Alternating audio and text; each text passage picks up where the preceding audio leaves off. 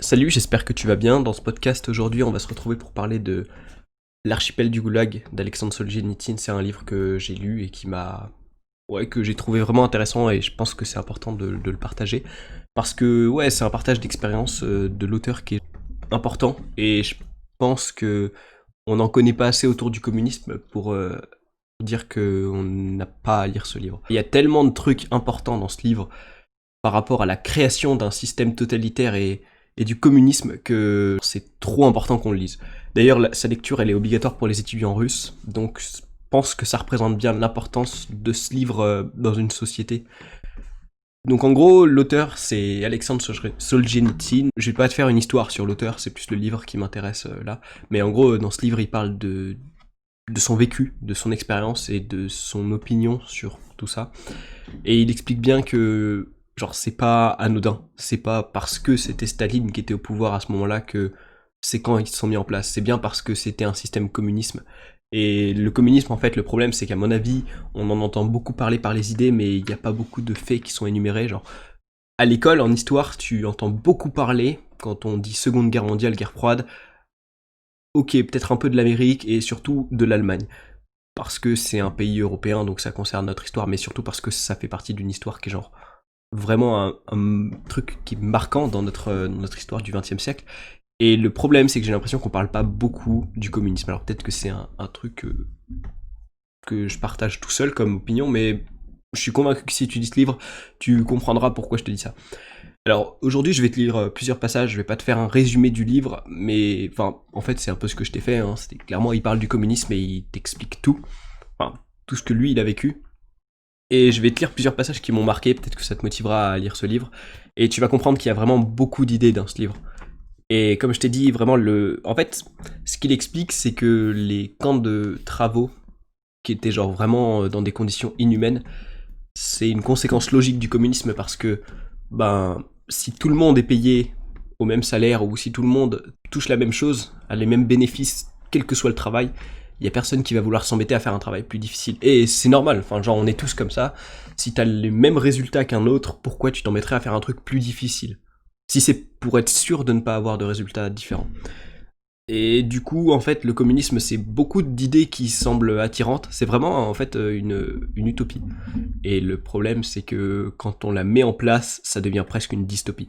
Enfin bref. Donc peut-être que pour introduire l'idée de ce livre, je vais te lire ce passage, et je vais faire quasiment que ça, te lire des passages et t'expliquer plus ou moins des trucs autour de ces passages. Ce en quoi les camps allaient se révéler économiquement avantageux avait déjà été prédit en son temps par Thomas More, l'ancêtre du socialisme dans son utopie. Les travaux humiliants et particulièrement pénibles, ceux dont personne n'allait vouloir sous le socialisme, voilà à quoi s'est révélé bon le labeur des zecs. Le zec, c'est le prisonnier, c'est le nom qui était utilisé pour désigner le prisonnier.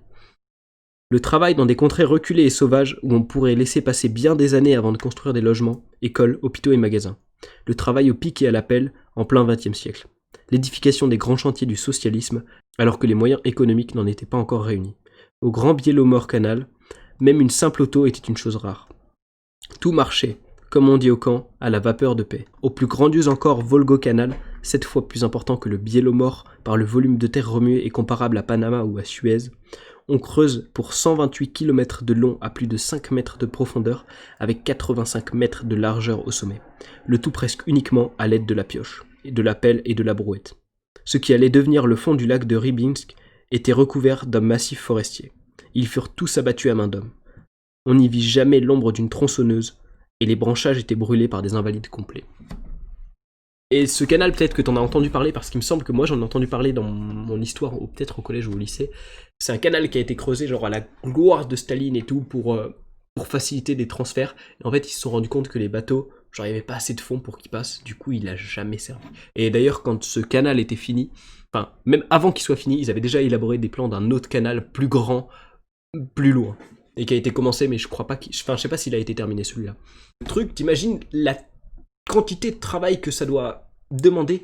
Et enfin bref, en gros, si tu veux, ce canal, c'est moralement, tu peux te faire l'image que c'est un canal sur lequel, quand tu passes en bateau, ben tu passes au-dessus d'une ribambelle de cadavres, tellement ça a causé de mort, quoi. Ce passage, il est carrément en accord avec mon état d'esprit actuel, qui est que tu dois te tenir absolument à tes valeurs, genre en toute situation, et que c'est la meilleure façon pour éviter des problèmes.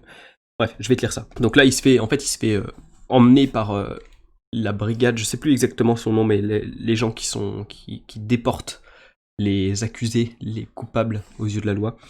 Donc il commence son paragraphe par: donc on vous emmène. Lors d'une arrestation de jour, il y a forcément un court instant. Un instant qui ne reviendra plus, ou que ce soit furtivement, par une sorte de convention peureuse, ou bien ostensiblement, les pistolets dégainés, on vous emmène à travers une foule de personnes tout aussi innocentes que vous et tout aussi vouées à l'irrémédiable. Or vous n'êtes pas bâillonné. Vous pourriez, vous devriez absolument crier. Crier que vous êtes arrêté, que des malfaiteurs déguisés font la chasse à l'homme, qu'on coffre les gens sur des dénonciations mensongères, qu'on règle leurs comptes en douce à des millions de personnes. À force d'entendre des cris de ce genre, plusieurs fois par jour, et aux quatre coins de la ville, peut-être nos concitoyens se seraient-ils rebiffés, peut-être les arrestations seraient-elles devenues moins aisées. Mais vous, vos lèvres desséchées ne laissent pas échapper le moindre son, et la foule qui passe, insouciante, vous prend vous et vos bourreaux pour des amis en promenade. Moi-même, j'ai eu plus d'une fois l'occasion de crier. Le 11e jour qui suivit mon arrestation, 3 parasites du SMERSH, croulant sous le poids de 3 valises pleines de prises de guerre, et beaucoup moins embarrassés de ma personne, me débarquèrent à la guerre de Biélorussie à Moscou.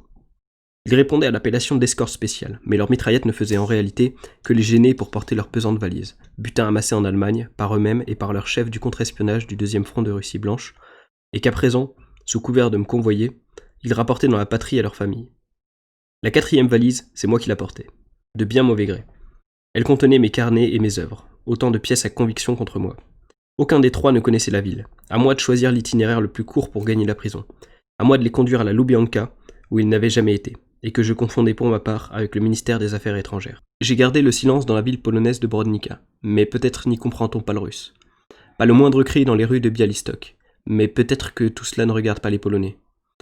Pas un mot de lâché à la gare de Volkowitz, mais elle est quasi déserte. Comme si de rien n'était, j'ai arpenté en compagnie de ces bandits le quai de la gare de Minsk, mais elle est encore en ruine. Et maintenant me voici en train de faire entrer les hommes du SMERSH dans la rotonde supérieure de la station de métro de gare de Biélorussie, sur la ligne qui va vers le centre. Elle est inondée d'électricité. De bas en haut, à notre rencontre, sur 2 escaliers mécaniques parallèles, montrent les moscovites entassés.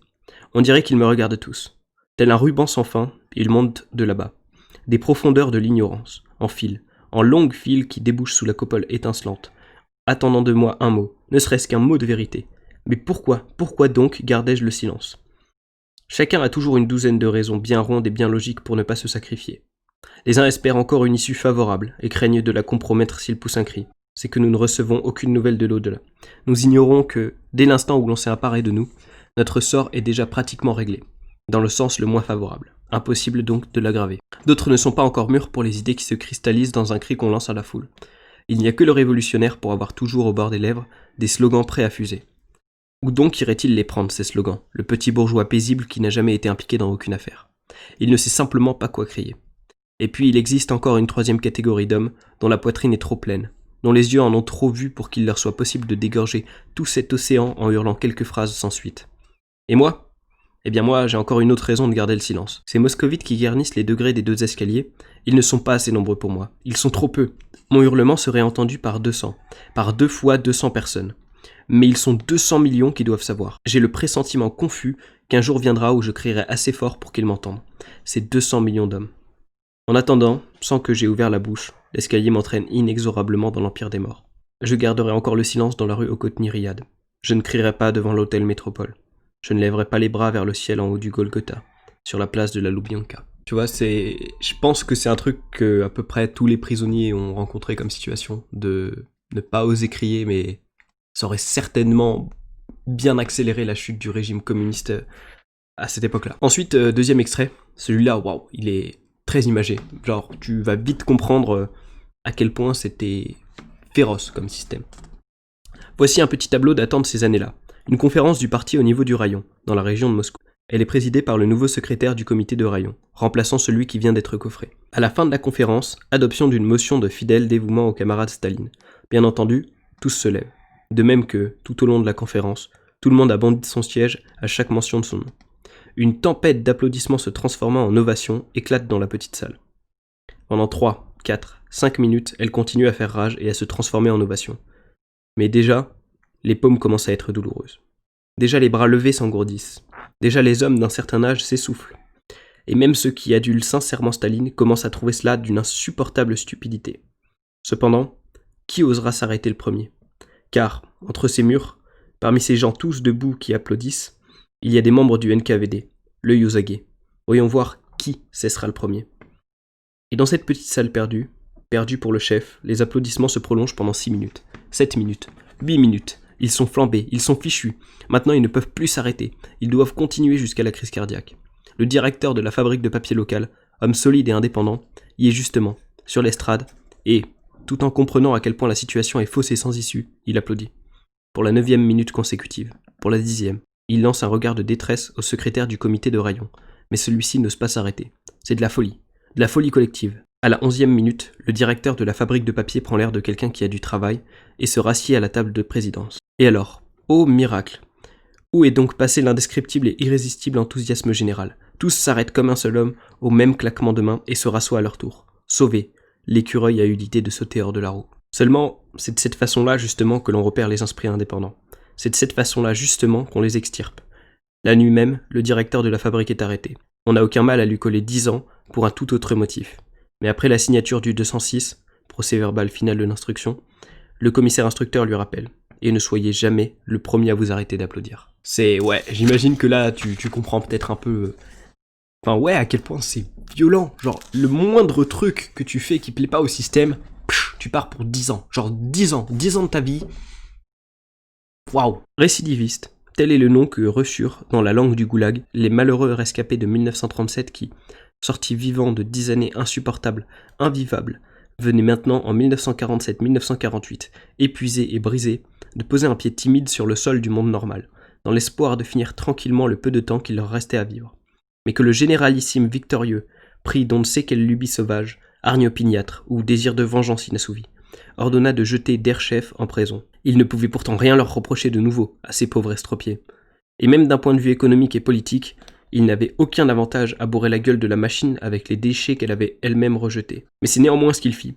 Il est ainsi des cas où le caprice d'une personnalité de l'histoire joue un tour à la nécessité historique. Et tous, à peine leur vie amarrée à un nouvel endroit ou à une nouvelle famille, tous on vint les reprendre. Avec une lassitude morne, la même lassitude avec laquelle ils se remirent en route, car ils savaient tout d'avance, eux. Ils connaissaient toutes les stations du chemin de croix. Ils ne demandaient pas pourquoi, et ne disaient pas à leurs proches « je reviendrai ». Ils enfilaient ce qu'ils avaient de plus sale, remplissaient de gros tabac gris leurs blagues rapportées du camp, et s'en allaient signer le procès-verbal. Le même pour tous. C'est vous qui avez déjà fait du camp? C'est moi. Eh bien, voici encore 10 ans. Waouh! Enfin, même de le relire, c'est quelque chose. Hein. Autre passage sur un thème que je trouve super intéressant aussi, c'est la privation de sommeil.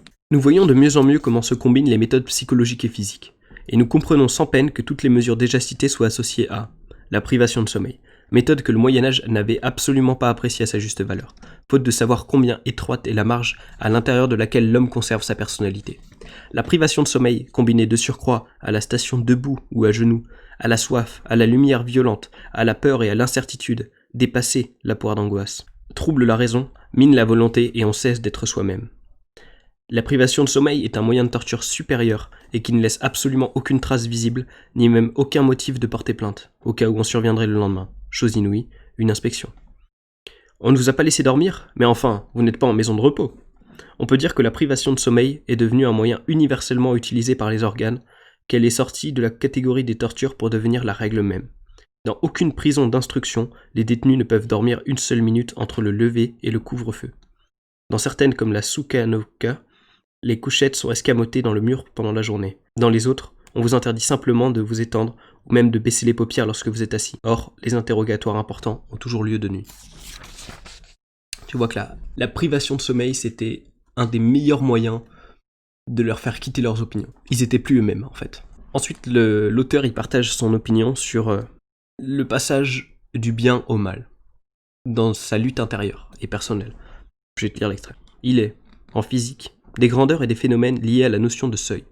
Tant que ne se trouve pas franchi un certain seuil connu de la nature et codé par elle, rien ne se produit. On a beau projeter de la lumière jaune sur du lithium, il ne libère pas d'électrons, mais que jaillisse une petite étincelle bleue, et les voilà qui sortent. Le seuil de l'effet photoélectrique est franchi. Refroidissez l'oxygène à -100 et au-delà, comprimez-le à la pression que vous voulez, le gaz se maintient, il résiste. Mais dès que vous franchissez les 180 degrés, le voilà qui se met à couler. Ça y est, c'est un liquide. De même, c'est sans doute par un phénomène de seuil qu'on devient un scélérat. Oui, Toute sa vie, l'homme hésite et se débat entre le bien et le mal. Il glisse, tombe, remonte, bat sa coulpe, s'égare à nouveau. Tant qu'il n'a pas franchi le seuil critique, le retour est encore possible. Il y a encore de l'espoir. Mais dès que la densité de ses mauvaises actions, ou leur degré d'horreur, ou le caractère absolu de son pouvoir lui font franchir ce seuil, le voilà en dehors de l'humanité, et peut-être à jamais. Tu vois, hein, c'est vraiment très profond ce qu'il dit, et je pense que vu les années qu'il a pris, il avait clairement le temps de pousser ses réflexions. Ensuite, sur le prochain passage, l'auteur explique pourquoi il faut absolument punir ceux qui sont à l'origine de ce massacre. Quand, à 86 000 reprises, un pays a condamné le vice du haut de l'estrade des tribunaux, et qu'il l'a irrévocablement condamné dans la littérature et au sein de la jeunesse, cela veut dire que peu à peu, année après année, marche après marche, il s'en purifie. Mais nous, un jour nos descendants nous appelleront les générations de Chiffmol. Après nous être docilement laissés massacrer par millions, nous aurons bichonné tendrement les assassins dans leur vieillesse quiète. On ne peut tout de même pas, au XXe siècle, continuer pendant des décennies à confondre les atrocités relevant du tribunal et le passé qu'il ne faut pas remuer. Nous devons condamner publiquement l'idée même que des hommes puissent exercer pareille violence sur d'autres hommes. En taisant le vice, en l'enfouissant dans notre corps pour qu'il ne ressorte pas à l'extérieur, nous le semons, et dans l'avenir il n'en donnera que 1000 fois plus de pouces. En nous abstenant de châtier et même de blâmer les scélérats, nous ne faisons pas que protéger leur vieillesse dérisoire. Nous décelons en même temps, sous les pas des nouvelles générations, toutes les dalles sur lesquelles repose le sens de la justice. C'est pour cela que les jeunes d'aujourd'hui sont indifférents, pour cela et non à cause de l'insuffisance du travail éducatif. Ils se pénètrent de l'idée que les actes ignobles ne sont jamais châtiés sur cette terre, mais sont toujours, au contraire, source de prospérité. Oh, comme ce pays sera inhospitalier. Oh, comme il sera effrayant. Tu comprends du coup pourquoi déjà je pense que c'est important d'en parler parce qu'on n'en parle pas assez et que du coup on en tire des conclusions qui sont un peu erronées. Si on connaît pas toute l'histoire, en fait on peut pas. Et je dis pas que je connais toute l'histoire, mais peut-être que si t'as pas lu ce livre, certainement que j'en connais plus sur cette histoire que toi, grâce à ce livre. Et c'est pour ça aussi que je veux que tu lises ce livre, pour que t'en connaisses au moins autant que moi et au moins autant que au moins autant que ce que l'auteur aurait voulu que tu connaisses pour te faire ton avis sur la question. D'ailleurs, si jamais tu te poses la question, ce livre, il y a deux influences qui m'ont poussé à le lire. C'est premièrement Elio Avila Munoz qui en a parlé pas mal dans ses stories, et genre il était fasciné par ce livre, et il a fait 2 vidéos sur ce livre d'ailleurs, que je te mettrai en description, qui sont géniales, qui complètent carrément ce que je vais dire aujourd'hui, et il y a pas mal de passages que j'utilise, qu'il a utilisé aussi. Et aussi le livre 12 règles pour une vie, où en gros l'auteur Jordan Peterson, qui est un psychologue canadien, il s'appuie pas mal, en fait il met beaucoup de références dans son livre, beaucoup de livres que je prévois de lire, dont notamment celui-ci, et c'est celui, je pense, qui revient le plus souvent, et notamment dans cette lutte intérieure du bien et du mal, où en gros le psychologue, il explique que selon lui, dans le cœur humain, il y a toujours une partie de bien et une partie de mal, et l'auteur reviendra dessus aussi d'ailleurs. Le passage suivant, il va revenir pas mal sur cet aspect des conditions des détenus. J'irai peut-être pas jusqu'à dire conditions de vie parce que c'est pas vraiment des conditions dans lesquelles tu peux vivre, mais tu vas comprendre. Des ingénieurs, eux-mêmes en liberté, ont calculé qu'un compartiment Staline pouvait contenir 6 hommes assis sur les couchettes du bas, 3 étendus sur les couchettes intermédiaires, réunis en une plateforme d'un seul tenant, échancrée seulement près de la porte pour permettre de grimper et de redescendre, et 2 allongés sur les planches à bagages du haut. À supposer maintenant qu'en sus de ces 11-là, on en fourne encore 11 autres. Les surveillants poussent les derniers à coups de pied pour pouvoir fermer la porte. On obtient un chargement tout à fait normal. 2 hommes à moitié assis seront recroquevillés sur chacune des 2 planches à bagages.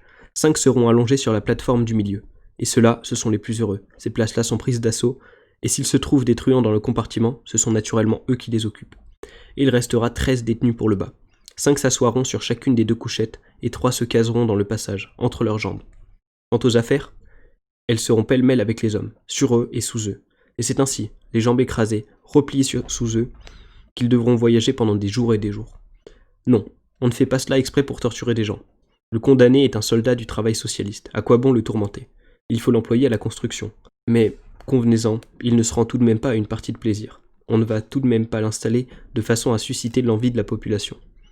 Nous avons des difficultés avec nos transports. Il arrivera bien à destination, il n'en crèvera pas.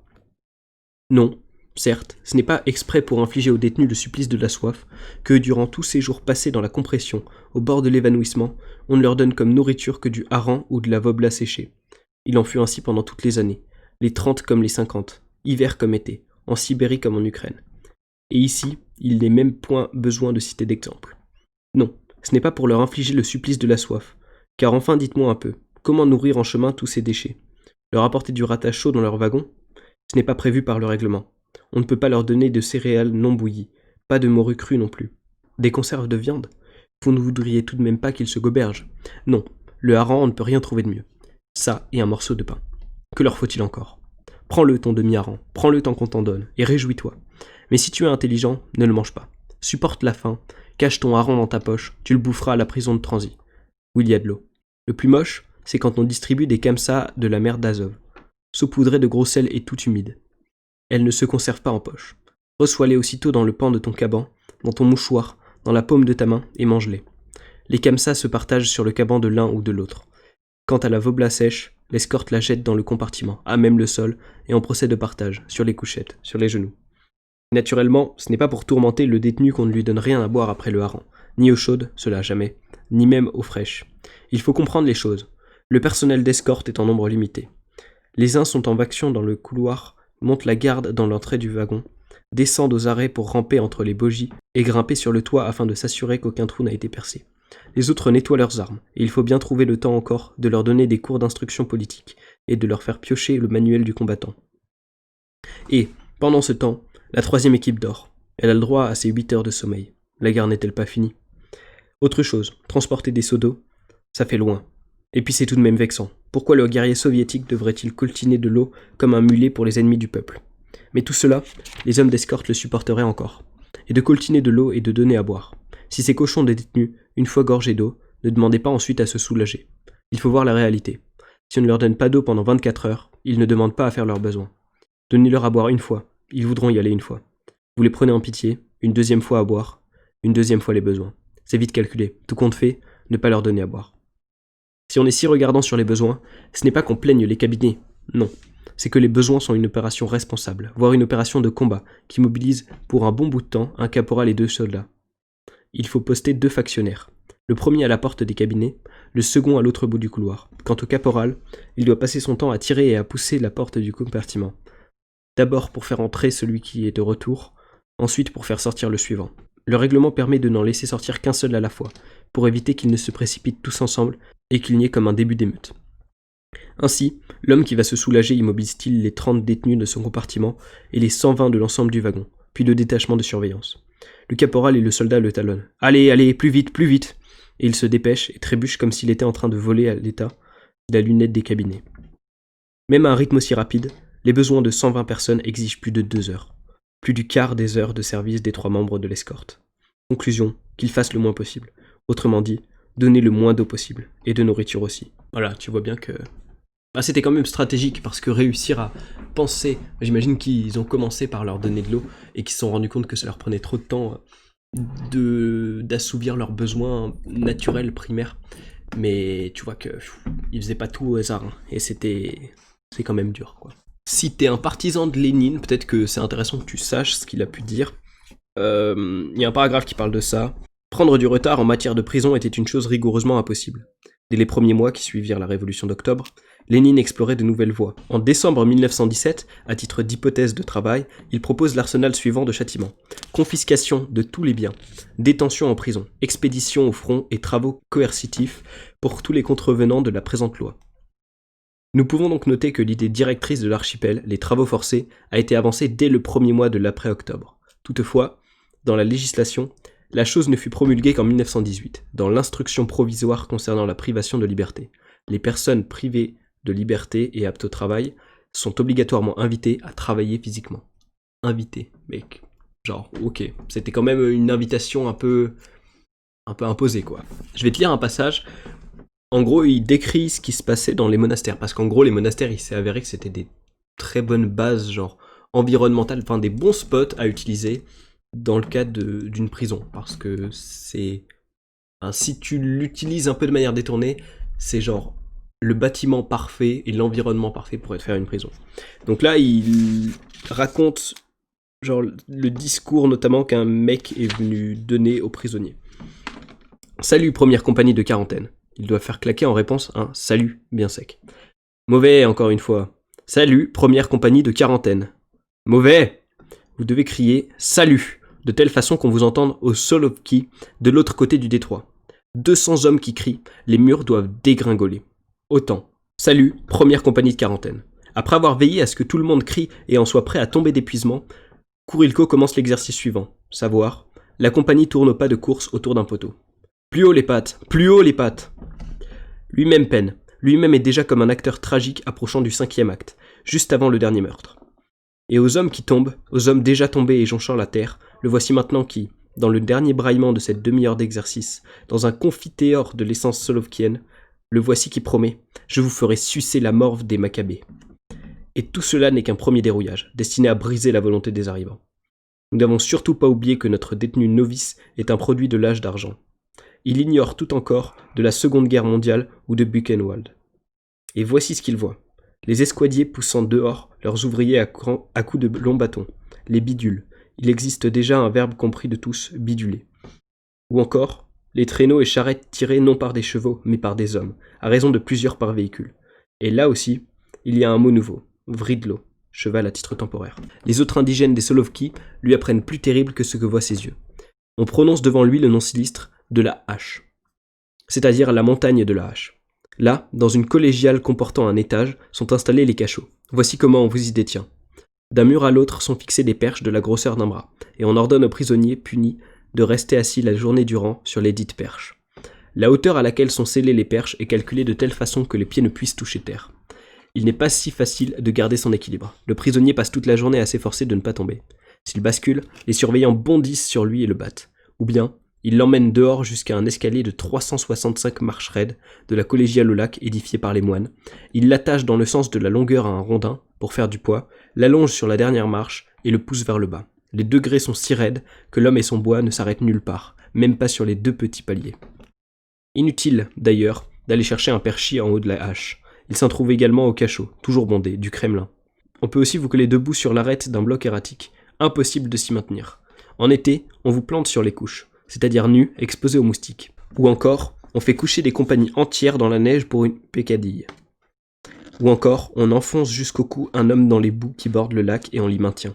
Ou bien encore, tenez, on attelle un cheval à des brancards vides, à l'autre extrémité des brancards on attache les pieds du coupable, un gardien enfourche le cheval et le fait courir dans une coupe de bois jusqu'à ce que cris et gémissements cessent de se faire entendre derrière. « Place, place !» crient en plein jour dans la cour du Kremlin aussi grouillante que la perspective Nevsky, 3 jeunes freluqués au visage de drogués. Le premier écarte la foule des détenus au moyen non pas d'un bâton, mais d'un stick, qui traîne prestement en le tenant sous les bras, un homme effondré, aux bras et aux jambes ramollies, vêtu de son seul linge de corps.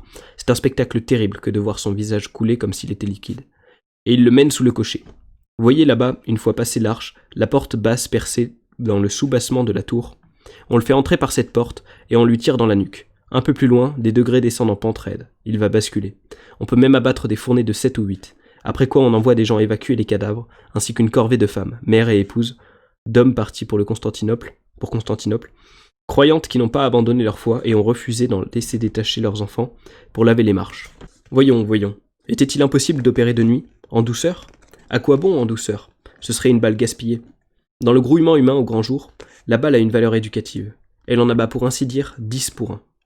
Il y avait une autre façon de fusiller, directement au cimetière Saint-Onufre, derrière la baraque des femmes, ci-devant maison d'accueil pour celles venues en pèlerinage.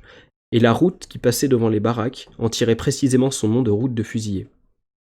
En hiver, on pouvait y voir conduire un homme pieds nus, en linge de corps, pas pour le torturer, pour que ses chaussures et son uniforme ne soient pas perdus. Les mains liées derrière le dos avec du fil de fer de barbelé, le condamné se tient fier et droit, et de ses seules lèvres, sans le secours des mains, fume la dernière cigarette de sa vie. À cette attitude, on reconnaît l'officier. C'est qu'il s'agit de gens qui ont, d'un front à l'autre, 7 années de guerre derrière eux. Un monde fantastique. Il y a parfois de ces assemblages, bien des choses se répètent en histoire, mais il y a des combinaisons absolument irrépétables, courtes par le temps, étroites par le lieu. Ainsi notre NEP, ainsi les débuts de Solovki. Ouais, c'est quand même un sacré traitement, en tout cas, pas un traitement de faveur, hein, on est d'accord là-dessus, c'est... je pense qu'un bon mot pour décrire ça, c'est quand même inhumain, quoi, parce que... Mais bon, c'était... je sais pas si tu te rends compte, mais c'était il y a quelques décennies, ça fait même pas 100 ans qu'il y avait ces trucs-là. C'est hallucinant. Est-ce que tu regardes l'histoire de l'humanité, même juste l'histoire de l'humanité, hier, on était en train de faire ça, quoi. C'est ouf. Et si ça se trouve, ça se fait encore quelque part dans le monde, mais on le saura que dans 10-20 ans. Parce que ce livre, il est sorti plusieurs années, voire plusieurs dizaines d'années, si je dis pas de bêtises, après qu'il l'ait écrit, et après que tout cela se soit passé. Genre, c'est incroyable, c'est terrifiant. Ensuite, dans le paragraphe suivant, il parle de toutes les maladies qui se développaient, parce que tu te rends bien compte qu'en prison, c'est peut-être pas les meilleures conditions sanitaires, du coup des maladies des détenus. Ce que l'écran n'aura pas saisi, la lente prose attentive nous le décrira. Elle distinguera ces nuances du chemin de la mort, qui en ont scorbut, pélagre, œdème de carence, dystrophie alimentaire. En mordant dans le pain, un homme y laisse du sang, c'est le scorbut. Ses dents vont ensuite se mettre à tomber et ses gencives à pourrir. Des ulcères apparaîtront sur ses jambes, et ses tissus se détacheront par morceaux entiers. Il répandra une odeur de cadavre. Ces gens-là, on ne les accepte pas à l'hôpital, et ils se traînent à quatre pattes dans la zone. Le visage qui prend une teinte sombre, comme s'il était hâlé et qui pèle, une diarrhée qui vide le corps, c'est la pélagre. Le malade s'affaiblit, et d'autant plus rapidement qu'il est de plus grande taille. Il devient sourd. Idiot, il perd la faculté de pleurer, même quand on le traîne par terre, accroché à un traîneau. La mort ne lui fait plus peur. Il a dépassé toutes les frontières, il a oublié comment s'appellent sa femme et ses enfants. Il a oublié jusqu'à son propre nom. Parfois, l'homme qui meurt de faim a tout le corps qui se couvre de boutons gros comme un pois. D'un noir bleuté, d'une tête purulente plus petite que celle d'une épingle. Impossible d'y toucher tant cela fait mal. Le malade pourrit ainsi tout vivant. Fi, quel naturalisme. Pourquoi raconter encore cela? Et d'une manière générale, pourquoi rappeler tout cela? Pourquoi raviver les vieilles blessures? La réponse à cette question, Léon Tolstoï l'a donnée en son temps. Comment cela, pourquoi en parler? Si j'ai une mauvaise maladie dont je me suis guéri, et complètement débarrassé, j'en parlerai toujours avec joie. Il n'y a qu'un cas où je m'abstiendrai d'en parler. C'est si je suis toujours aussi malade, et même encore plus que j'ai envie de me tromper moi-même. Si nous rappelons le passé et le regardons en face, notre nouvelle violence d'aujourd'hui sera elle aussi dévoilée. Il parle souvent de Tolstoï, et d'ailleurs c'est des lectures que je connais pas du tout les écrits de Tolstoï, je me suis pas renseigné encore dessus, mais je sais que je vais lire des livres d'ailleurs. Il y a Valentin qui m'a conseillé d'ailleurs Guerre épée. Et enfin bref, il parle pas mal de Tolstoï. Donc c'est des... Genre si tu veux compléter la lecture de ce livre, Tolstoï ça a l'air d'être intéressant. Alors là je vais te lire un passage qui est incroyable. Il te montre à quel point tu peux te faire coffrer pour une raison absurde. Vous connaissez cette blague des camps. Une bonne femme condamnée avait mis je ne sais combien de temps à comprendre pourquoi, à son procès, le procureur et le juge l'avaient traité de milicien à cheval, conimilitionnaire, alors qu'il s'agissait de contre-révolutionnaires. Contre-révolutionnaires. Quiconque a séjourné là-bas et regardé autour de soi peut reconnaître là une histoire vraie. Un tailleur, mettant de côté une aiguille, la pique au mur dans un journal affiché, pour ne pas la perdre, et atteint l'œil de Kaganovitch, vu par un client. Article 58. 10 ans. Terrorisme. Une vendeuse, réceptionnant de la marchandise auprès d'un expéditionnaire, l'enregistre, faute de mieux, sur une feuille de papier journal. Le nombre de morceaux de savon s'inscrit sur le front du camarade Staline. Article 58. 10 ans. Un conducteur de tracteur de la MTS de Znamensk, pour se tenir chaud, garnit un de ses méchants brodequins d'un tract électoral pour les élections au Soviet suprême. Une femme de ménage s'aperçoit qu'il lui en manque un, elle en avait la responsabilité, et découvre qu'il l'a pris. KRA, propagande contre-révolutionnaire, 10 ans. Dans un mouvement de colère, un vacher engueule une bête désobéissante en la traitant de pute de kolkhoz. Article 58, un temps de peine. Un charpentier sourd-muet, oui, même lui, attrape un temps de peine pour propagande contre-révolutionnaire. De quelle façon? Il est en train de planchéier au club. La grande salle a été entièrement vidée, plus un clou, plus un crochet. Le temps qu'il travaille, il jette sa veste et sa casquette sur le buste de Lénine. Quelqu'un passe la tête et l'aperçoit. Article 58, 10 ans. 10 ans pour ça. Autant aujourd'hui, et on va pas débattre là-dessus, mais il y a des peines qui peuvent paraître vraiment abusées, dans le sens où il y a des gens qui, pour le même fait, peuvent prendre le double, ou pour des faits qui sont complètement, qui ont l'air genre absurdes et pas méchants. Bah, par exemple, au Japon, tu vois, la consommation de cannabis, tu peux prendre méga cher, je le sais parce que le mec qui a réalisé des OST de Death Note, il a avoué avoir consommé du cannabis pour consommer ses musiques, et il a été coffré en prison pour ça, genre pour beaucoup d'années. Mais là, c'est quand même un level carrément au-dessus, quoi. Tu vois bien à quel point c'est violent. Alors là, ce passage, il est monstrueux. Il t'explique bien à quelles étaient les méthodes de pression psychologique qui te mettaient, et genre, à quel point c'était sans issue, parce que tu devais dénoncer des gens. En fait, tu vas comprendre. L'outillage de l'agent recruteur se présente comme un jeu de clés. Numéro 1, numéro 2, numéro 3. Clé numéro 1, vous êtes un bon soviétique. Numéro 2, promettre ce que l'homme qu'on veut recruter essaie vraiment d'obtenir par les voies légales depuis de nombreuses années.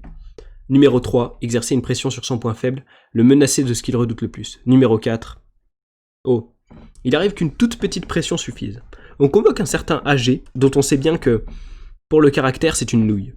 Et tout de suite, dressez la liste de toutes les personnes qui ont des sentiments anti-soviétiques parmi vos relations. Il s'affole, il se tortille. Je n'ai pas de certitude. Il n'a pas bondi, il n'a pas tapé du poing en criant « Comment osez-vous » Ah, vous n'avez pas de certitude? Eh bien dans ce cas, dressez donc la liste des gens dont vous vous portez garant qu'ils sont des soviétiques à 100%. Mais vous vous en portez garant, attention. Si vous donnez une attestation mensongère, ne fût-ce que sur un seul d'entre eux, vous serez pris immédiatement vous aussi. Pourquoi donc n'écrivez-vous pas je ne peux pas me porter garant. Ah, vous ne pouvez pas. Par conséquent, vous savez qu'ils sont anti-soviétiques. Eh bien, indiquez donc les gens de qui vous savez ça. Et il transpire, et il se trémousse, et il se torture. Ce bon et honnête lapro d'âgé. La pierre est autrement dure que l'homme, et pourtant elle aussi se laisse casser. Dans le monde normal, on dispose d'un plus grand nombre de clés, parce que la vie elle-même y a plus de diversité. Au camp, on est les plus simples qui soient. La vie est nue, élémentaire. Le filetage des vis et le diamètre de leur tête sont connus. La numéro 1, bien sûr, reste « Vous êtes un bon soviétique ». C'est d'un excellent usage avec les bien-pensants. Le tournevis ne rime jamais. Aussitôt la tête cède et se met à tourner. La numéro 2 marche aussi très bien. On vous promet la dispense des travaux généraux, une place dans la zone, une ration supplémentaire de gruau, un peu d'argent, une réduction de peine. Tout cela, c'est de la vie. Chacun de ces degrés qu'on peut monter, c'est une manière de rester en vie. Durant les années de guerre, le mouchardage subit une dévaluation particulièrement forte. Le prix des choses augmentait, celui des hommes baissait. On balançait même pour un paquet de gros culs. Mais la numéro 3 marche encore mieux. On va vous chasser de votre planque. Vous envoyer aux généraux. Vous transférer dans un camp disciplinaire. Chacun de ces degrés qu'on peut descendre est un pas de plus vers la mort. Et celui qui ne se laisse pas attirer vers le haut, par l'appât d'un morceau de pain, celui-là peut flancher et se faire suppliant s'il se sent poussé vers le gouffre. Certains sont, comme on dit, toujours prêts à donner un coup de main. Ceux-là se laissent ferrer sans difficulté. D'autres vous forcent à relancer la ligne plusieurs fois. Ils avalent l'appât. Si quelqu'un essaie de vous glisser des mains en arguant qu'il lui est difficile de rassembler des données précises, on lui explique. Donnez ce que vous avez, nous vérifierons. Mais si je ne suis pas sûr du tout, alors il faut conclure que vous êtes un véritable ennemi? Mais t'as vu la pression qu'ils te mettent, genre, qui pourrait ne pas craquer? Enfin, surtout quand tu sais qu'autour de toi les gens ils se font enfermer à la pelle. Enfin, waouh. Ce passage que je vais te lire, il parle de la capture des fugitifs. L'hostilité de la population environnante, attisée par les autorités, finit par devenir le plus grand obstacle aux évasions. Les autorités ne se montraient pas avares quand il s'agissait de récompenser une capture. C'était, en même temps, faire œuvre d'éducation politique. Et les populations voisines du goulag s'habituèrent peu à peu à ce que capturer un évadé fût une fête, comme de faire une bonne chasse ou de trouver une petite pépite. Les Toungouzes, les Komis, les Kazakhs étaient payés en farine, en thé, tandis que plus près des zones à forte population, les habitants des régions d'outre-Volga entourant les camps de Bouré-Polom et d'Ounja recevaient pour chaque évadé capturé 2 poudres de farine, 8 mètres de tissu et plusieurs kilos de hareng. Pendant la guerre, il était impossible de se procurer du hareng autrement. Aussi les habitants de ces régions avaient-ils donné aux évadés le surnom de hareng. Dans le village du Chertsky, par exemple, dès qu'ils voyaient apparaître quelqu'un qu'ils ne connaissaient pas, les petits-enfants couraient comme un seul homme. « Maman, un hareng !» Dans le cas où on l'a capturé mort, on peut jeter le corps de l'évadé près du réfectoire du camp, et l'y laisser plusieurs jours avec sa blessure qui pourrit, afin que les détenus apprécient mieux leur rinçure claire. Si on l'a repris vivant, on peut le planter près du poste de garde, et au moment où les brigades passent pour aller au travail, lancer sur lui les chiens. Et on peut encore demander à la section culturelle et éducative de confectionner une pancarte « Je me suis évadé mais les chiens m'ont rattrapé », la suspendre au cou de l'homme et lui ordonner de parcourir ainsi le camp. Si on le bat, il faut qu'il en ait des lésions au rein. Si on lui met les menottes, il faut qu'il garde, pour le restant de ses jours, l'articulation du poignet complètement insensible. G. Sorokin, Idvelag. Si on le jette au cachot, qu'il n'en sorte pas sans la tuberculose. Niroblag, Baranov, évasion de 1944. Il se mit à cracher du sang après avoir été battu par l'escorte et 3 ans plus tard, on lui enleva le poumon gauche. En fait, rouer de coups le fuyard et le tuer, cela constitue dans l'archipel la forme dominante de lutte contre l'évasion. Quel est l'homme qui trouvera en lui assez de désespoir pour ne pas reculer devant tout cela? Pour partir quand même, et aller jusqu'au bout. Mais dans le but d'arriver où? Là-bas, au bout de l'évasion, lorsque le fuyard aura atteint l'endroit tant désiré qu'il s'était fixé pour but, qui pourrait ne pas craindre de l'accueillir, de lui offrir une cachette, de le garder le temps nécessaire? Il n'y a que les truands pour avoir à l'extérieur une carré convenue qui les attend. Pour nous, les 58, ce genre d'appartement s'appelle un lieu de rendez-vous. Il relève quasiment d'une organisation clandestine. Voici quelle quantité de barrières et de gouffres font obstacle à l'évasion. T'as vu, même les populations, elles finissaient par devenir complices.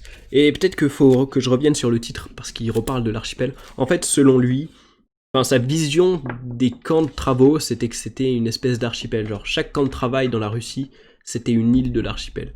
Et ces îles, elles étaient reliées par... Alors, en fait, c'est un archipel et c'est des îles parce qu'autour, il n'y a rien. la Russie c'est grand. Et ils mettaient les camps de travaux à des endroits où autour il n'y avait rien, histoire que les détenus soient plus faciles à trouver et que ça les démotive de s'échapper. C'est un peu comme si tu t'échappais d'une île. Tu peux y aller à la nage. Déjà, t'as intérêt à être un bon nageur, t'as intérêt à prendre de l'avance parce que les mecs derrière toi, ils ont un bateau. Et ça reste quand même quelque chose qui est une véritable épreuve, surtout dans les conditions physiques que t'es au moment où tu pars.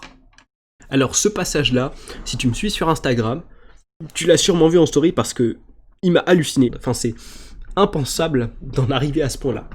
Tu vas comprendre. Dans cet air lourd et cette immobilité, les prisonniers s'épuisaient, et les entruandés, nerveux décidés, plus souvent que les autres. Les truands qui se retrouvaient à Ekibastuz étaient également considérés comme des 58, et on ne leur faisait pas de cadeaux. L'activité la plus populaire chez les prisonniers du bourg consistait à avaler les cuillères en aluminium lorsqu'on leur en donnait pour manger. Non. Chaque avaleur était passé au rayon X, et lorsqu'on s'était convaincu qu'il ne mentait pas, qu'il avait effectivement en lui une cuillère, on le mettait à l'hôpital où on lui ouvrait l'estomac. Lyoshka Karnouki en avala par 3 fois et il ne resta plus rien de son estomac. Kolka Salopayev choisit de passer pour le dingue. Il se pendit la nuit, mais les gars, comme ils en étaient convenus, le virent, arrachèrent le nœud coulant et il fut admis à l'hôpital. Genre t'en es à un point où t'es tellement faible physiquement que t'es prêt à bouffer une cuillère pour qu'on t'amène à l'hôpital et que tu prennes du repos. Genre, ils avaient pas de congé. Tu vois, nous on peut se plaindre parce qu'on travaille genre une semaine de suite sans congé, mais eux, ils passent des mois dans un truc, genre dans un camp horrible, et ils en arrivent au point de se pendre dans le but de survivre quand même, mais ou d'avaler des cuillères. 3 fois le mec, 3 fois. T'imagines la gueule de son estomac après qu'il se soit fait ouvrir 3 fois pour récupérer une cuillère, genre. Waouh, les séquelles à vie, quoi. La surprise que j'ai eue pendant le truc, ça m'a halluciné. Du coup, j'ai pensé que c'était intéressant de partager ça sur Instagram. Il y a eu un autre passage que j'ai partagé sur Instagram, peut-être que j'en parlerai ici. Mais d'ailleurs, je conseille des lectures sur Instagram, enfin, en tout cas, je te partage les lectures que j'ai pu faire, donc si ça t'intéresse, ben, n'hésite pas à aller me suivre sur Instagram. Mon Instagram, c'est team-street-workout, où dedans, je partage mes progressions en street workout et les livres que j'ai pu lire. Enfin bref, ces temps-ci, je vais sûrement faire plus de stories avec les livres que j'ai pu lire parce que j'en ai lu pas mal. Et je t'ai archivé ça d'ailleurs sur ma page si jamais ça t'intéresse de voir quel type de livre me passionne ou juste découvrir des lectures potentielles, bah n'hésite pas. Et d'ailleurs, c'est une idée que j'avais pour ce podcast et j'en profite maintenant vu que le moment y est propice. C'est que j'aimerais bien peut-être te faire soit des résumés de livres un peu comme ça, ou soit, enfin, pas un peu comme ça du coup, mais peut-être un jour te faire des résumés de livres, soit te partager des passages de lecture comme je suis en train de le faire là. Alors là, ce livre, il m'a marqué, pour l'instant, j'en ai pas d'autres que j'ai en tête sur lesquels j'aimerais te lire des passages, mais si ça t'intéresse, bah, je t'invite à me le faire savoir. Hein. Là, cette chaîne, elle est nouvelle, donc je teste des trucs et j'ai besoin de tes retours pour savoir ce qui paraît être une bonne idée ou pas. Bref, on va passer au passage suivant. En gros, pour introduire peut-être un peu ce passage, ce qu'il explique, c'est que les truands, en théorie, ils avaient un espèce de code d'honneur qui faisait que bah, ils étaient respectueux envers les innocents, peut-être les femmes et les enfants, ça je sais pas exactement, mais qu'en gros ils volaient que les riches. C'était un peu l'idée. Que ne nous a-t-on pas susurré aux oreilles à propos du code si original des truands, de leur parole d'honneur? Allez lire rien que des Don Quichotte et des patriotes. Mais de là à se trouver face à face avec leur tronche dans une cellule ou un panier à salade. Et, assez menti, plumitif à gage. Les Apaches ne sont pas des Robins des Bois. Lorsqu'il faut voler les crevards, ils volent les crevards. Lorsqu'il faut arracher ses dernières chaussettes à un homme en train de se glacer, ils ne font pas les délicats. Leur grande devise est « Toi, meurs aujourd'hui, moi ce sera pour demain ». Dans le passage que je vais te lire, l'auteur il parle de pourquoi selon lui, il n'y a pas que le résultat qui compte. Et surtout dans ce contexte de communisme et de camp de travail, il faut se rappeler de comment on a atteint ce résultat. Enfin du socialisme sous toutes ses formes, et au premier chef de cette doctrine moderne, infaillible et impatiente qui n'a pas d'autre fond que le « il n'y a que le résultat qui compte », ce qui compte c'est de bâtir à la hâte d'un parti combatif, de prendre le pouvoir, de le garder, d'écarter les ennemis, de triompher dans les domaines de la fonte et de l'acier, de lancer des fusées. Mais qu'il ait été nécessaire pour cette industrie et ses fusées de sacrifier notre mode de vie, l'unité de notre famille, l'intégrité de l'esprit national, l'âme même de nos plaines, de nos forêts et de nos rivières, on s'en balance. Il n'y a que le résultat qui compte. Or, c'est faux. Nous avons trimé de nombreuses années au bagne qui couvre toute l'Union soviétique. Lentement, au fil des années, nous nous sommes élevés jusqu'à la compréhension de la vie. Et de cette hauteur, nous l'avons lettement perçu. Le résultat ne compte guère. Ce qui compte, c'est l'esprit. Non pas ce qui a été fait, mais comment on l'a fait. Non pas ce qui a été atteint, mais le prix qu'on y a mis. S'il n'y a que le résultat qui compte, Alors pour nous autres détenus, l'axiome survivre à tout prix ne ment pas. Sans conteste, il est agréable de maîtriser le résultat. Mais non au risque de perdre toute figure humaine. Dans le passage que je vais te lire, l'auteur explique à quel point c'est important de relativiser. Si tu t'es un beau jour détourné de ce but, survivre à tout prix, si tu t'es engagé sur la voie que prennent les âmes simples et paisibles, la captivité commence à transformer merveilleusement ton ancien caractère. Jadis, tu t'étais montré violent dans son impatience. Toujours pressé, continuellement le temps te manquait. Or aujourd'hui, tu en as plus qu'il ne faut. Tu en es saturé, tu as des mois et des années derrière comme devant toi. Tel un flux bienfaisant et apaisant, se répand dans tes artères la patience. Tu montes. Naguère, tu n'aurais rien pardonné à personne. Tes condamnations étaient aussi implacables que démesurés tes éloges. Aujourd'hui, tu n'émets plus de jugements catégoriques, car ils sont fondés sur la douceur et la compréhension. Tu as mesuré ta faiblesse. Tu peux comprendre celle d'autrui. Tu peux admirer la trempe d'autrui et vouloir l'imiter. Les pierres bruissent sous nos pas. Nous montons. Avec les années, la fermeté a recouvert d'une cuirasse ton cœur et toute ta peau. Tes yeux ne rayonnent pas de joie à l'annonce d'une bonne nouvelle. Ils ne s'assombrissent pas non plus dans le malheur, car il faut encore s'assurer de ce qui va en résulter. Discerner si c'est pour ton bien ou pour ton mal. Désormais tu auras pour règle de vie, ne te réjouis pas d'un gain, ne te désole pas d'une perte. Et en gros, il t'explique à quel point ça le fait relativiser d'avoir vécu ce qu'il a vécu dans les camps. Et on va passer sur le deuxième passage qui est juste après. Dans cet extrait, c'est une autre personne qui parle, et lui il fait juste que témoigner de ce qu'il a pu dire. On parle d'un gars qui n'était pas forcément un mouchard, mais qui allait se faire égorger sous peu. Genre, il sentait qu'il allait se faire égorger. Et ce qu'il dit, il est déjà tard. Tout l'hôpital dort. Kornfeld achève son récit. Savez-vous, j'ai acquis la conviction que nul châtiment ici-bas ne nous arrive sans qu'on l'ait mérité. En apparence, il peut ne pas nous échoir pour la faute que nous avons effectivement commise. Mais si nous passons notre vie au crible, si nous y réfléchissons sérieusement, nous finirons toujours par trouver le crime pour lequel le sort vient nous frapper. Je ne discerne pas son visage. La fenêtre ne laisse passer que quelques reflets épars de la zone. La lumière électrique du corridor fait de la porte une tache jaune. Sa voix, qui exprime une certitude quasi mystique, me fait tressaillir. Ce sont les dernières paroles de Boris Kornfeld. Il s'en va dans le silence du corridor nocturne pour se coucher dans une salle voisine. Tout le monde dort. Il n'y a plus personne à qui il puisse parler. Je m'endors à mon tour. Au matin, je suis réveillé par le bruit de gens qui courent et par des pas qui résonnent lourdement dans le corridor. Ce sont les infirmiers qui portent le corps de Kornfeld sur la table d'opération. Il a reçu dans son sommeil 8 coups de marteau de plâtrier sur le crâne.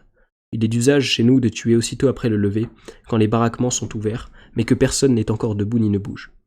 Il meurt sur la table d'opération sans avoir repris connaissance. Les paroles prophétiques de Kornfeld furent ainsi les dernières qu'il eut prononcées ici-bas. Elles m'étaient adressées et je les reçus comme un legs. On ne rejette pas un tel legs d'un haussement d'épaule. Mais à cette époque, j'arrivais moi aussi à des conclusions analogues. Je serais enclin à accorder à ces paroles la valeur d'une loi universelle dans notre vie. Mais là, on s'empêtre. Il faudrait alors admettre que ceux qui ont connu un châtiment pire que la prison, les fusillés, les brûlés vifs, étaient des monstres. Or ce sont les innocents que l'on exécute le plus lestement. Et que dire alors de nos tortionnaires avérés ? Pourquoi le sort ne les punit-il pas, eux ? Pourquoi prospèrent-ils ? On pourrait le comprendre à condition que la signification de notre vie terrestre réside non pas dans la prospérité, comme nous le croyons trop souvent, mais dans le développement de notre âme. De ce point de vue, nos tortionnaires subissent le châtiment le plus terrible. Ils se ravalent au rang des bêtes, se déshumanisent. De ce point de vue, le châtiment frappe ceux dont le développement est riche de promesses. Mais dans les ultimes paroles de Kornfeld, il y a quelque chose qui force l'adhésion et que je reprends totalement à mon compte. Et beaucoup d'autres feront de même. Voilà, je pense pas avoir grand chose à ajouter, je pense que c'est relativement clair. Si tu veux, le passage suivant, c'est ce qui s'est fait. Alors, c'est juste après la mort de Kornfeld. Et en gros, Kornfeld, c'était un chirurgien qui, du coup, je te dis, était pas un mouchard, mais qui s'est fait massacrer la tronche, si on peut dire.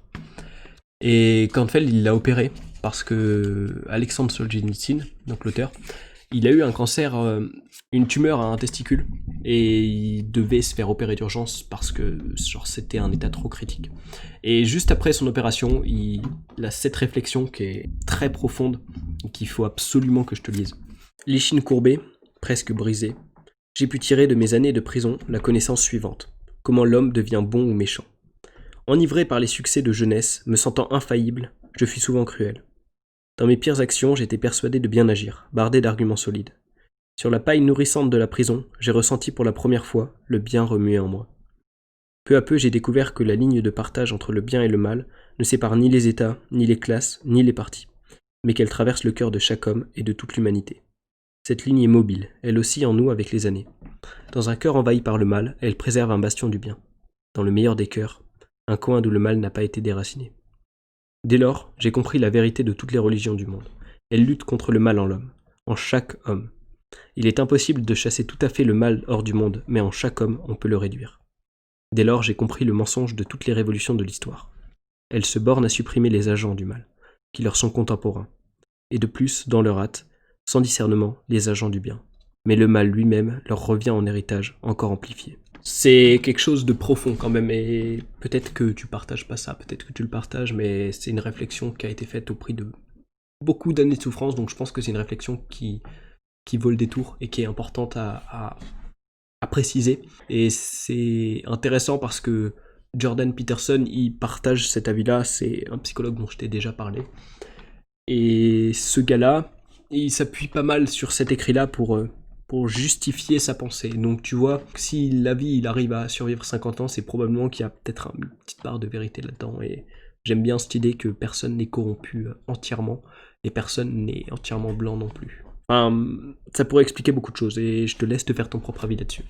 Ce qu'Alexandre Solzhenitsyn il dit, c'est que il y a beaucoup de comportements qui ont été détestables, que tu pourrais pointer du doigt parce qu'ils sont mauvais pendant cette période des camps de travaux. Et ce qu'il dit, c'est Chalamov n'admet qu'une seule nuance, l'élévation, l'approfondissement, le développement des hommes reste possible en prison, tandis que le camp, c'est une école de vie totalement et irrémédiablement négative.